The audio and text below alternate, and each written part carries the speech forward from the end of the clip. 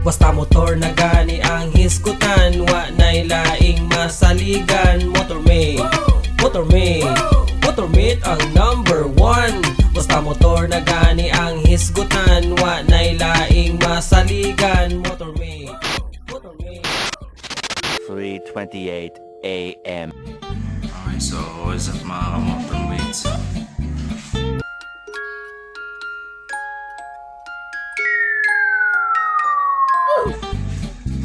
Hindi ako matulog ng maayos sobrang excited ko na kita yung in-order po natin na 4 XMax na mga accessories. Sobrang excited ko talaga. So, ang aga-aga pa. Okay, so mga motormate, check natin mamaya kung ito na ba yung mga in-order natin para sa XMax. Okay, so kita-kits soon. So what's up mga kamotormates? So sobrang special tong araw na to kasi dumating na yung in-order po natin na 4 XMax na mga accessories. So ngayon mga kamotormate, check po natin sa baba yung mga bagong dating at anong mga brand yung mga accessories na mga kinuha natin. So tara! So mga kamotormate, no, so ito na po yung mga dumating na mga in-order po natin na 4 XMax na mga accessories. So i-sign po natin sila.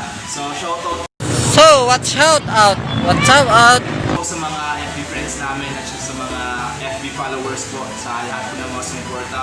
Then mga kamotormate ngayon, i-sign natin. So first mga kamotormate, isahan na natin. No? So kunin po natin yung pinakamaliit na box. So, okay, so mga kamotormate, so open na natin. No? Para makita nyo na kung ano yung mga naman.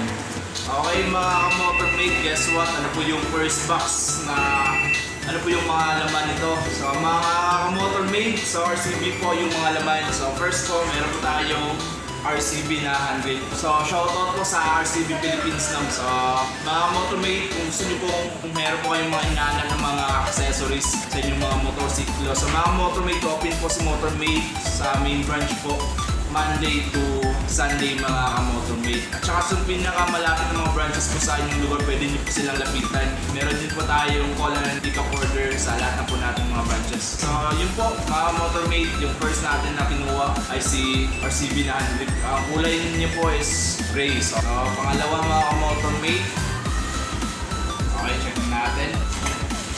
Okay, so pangalawa mga motormate, wow, meron tayong bar and side mirror sa RCB.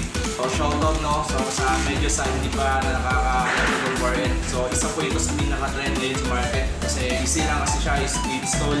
So dun lang din po siya ilagay sa gilid ng manubela nyo. Okay,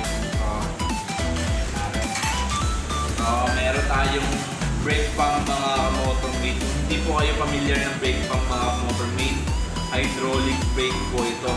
So check po natin. So same po mga motormate, pag bumili kayo ng mga RCB brand, so don't forget mga motormate na kung nandyan ba yung mga stickers niya at saka yung pinaka-importante yung manual niya kung paano gamitin. So meron silang mga tips para makakuha po kayo ng mga idea. Okay mga motormate, kita nyo ba? Okay, no? So shoutout. Okay mga motormate, pang-apat mga motormate, same pa rin mga motormate, left na hydraulic pump mga motormate. So same pa rin sila ng kulay para balance kasi once na kayo magsiset up ng mga motor, kailangan hindi masyadong marami yung kulay kasi nawawala na yung ganda ng motor kasi sobrang marami na ng color na inilagay nyo. So check nyo po yung part 2 nitong video na to, so sa how to install sa mga lahat ng mga accessories na pinulex natin. So check nyo po kung ikalawang video po natin. So update lang po kayo parate, so para po dito sa inyo. Okay, ito na po yung pinakahintay ko. So shoutout sa mga gumagamit ng mga shock suspension dyan. Okay, so ito na yung pinakahintay ko talaga.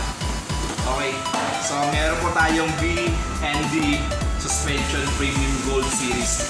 Mga motormate, kung medyo hindi pa po kayo familiar sa brand, so isa po ito sa pinakamagandang brand para sa inyong mga motorsiklo. So okay, so flex ko na lang yung box, baka medyo may makuha kayo na idea kung ano yung B&D na shock suspension. Ang ganda ng box na.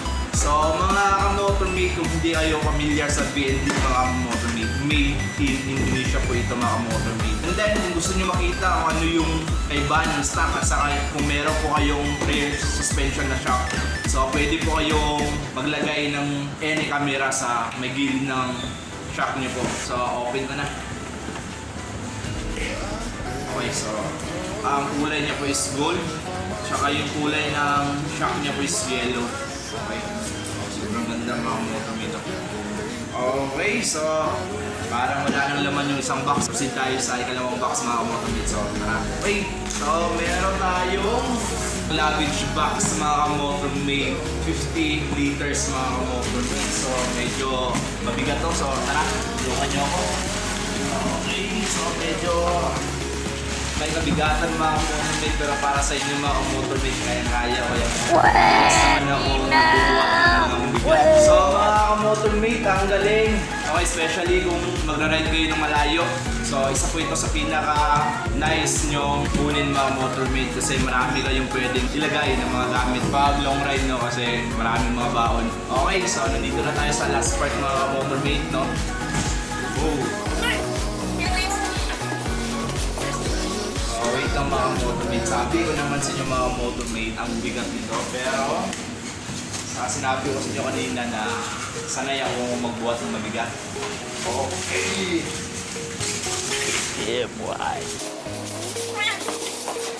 Okay, so mga MOTORMATE, sobrang laki ng bracket mga MOTORMATE.